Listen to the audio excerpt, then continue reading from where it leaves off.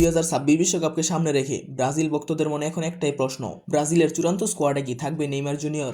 বর্তমানে সান্তোসের হয়ে নেইমার দারুণ ফর্মে আছে, প্রতি ম্যাচে গোল বা অ্যাসিস্ট পাচ্ছে, তার ফিটনেসেরও আগে থেকে অনেক উন্নতি হয়েছে। এখন ব্রাজিল স্কোয়াডে ডাক পাওয়ার জন্য নেইমারও চেষ্টার কোনো কমতি রাখছে না। আগামী 18ই মে বিশ্বকাপের জন্য ব্রাজিলের চূড়ান্ত 26 সদস্যের স্কোয়াড ঘোষণা করবেন কার্লো আনচেলত্তি। আর এই ঘোষণাকে কেন্দ্র করে ফুটবল ভক্তদের হৃদস্পন্দন বেড়ে গেছে, কারণ সবার মনে একটাই প্রশ্ন, নেইমার কি থাকছেন? দীর্ঘদিন চোট এবং ফিটনেসের সাথে লড়াই করার পর নেইমারের জন্য একটা সুখবর এসেছে। সম্প্রতি কার্লো আনচেলত্তি ফিফার কাছে যে 55 সদস্যের প্রাথমিক তালিকা পাঠিয়েছেন, সেখানে নাম রয়েছে নেইমার জুনিয়রের। কিন্তু প্রাথমিক দলে থাকলেও 26 জনের চূড়ান্ত দলে জায়গা হবে কিনা তা নিয়ে এখনো সন্দেহ রয়েছে। কোচ কার্লো আনচেলত্তি বারবার একটা কথাই বলেছেন, তিনি কেবল ফিট প্লেয়ারদের বিশ্বকাপে দেখতে চান। নেইমার তার ফিটনেস পরীক্ষায় উত্তীর্ণ হয়েছে কিনা তা দেখার অপেক্ষায় সমগ্র ফুটবল বিশ্ব।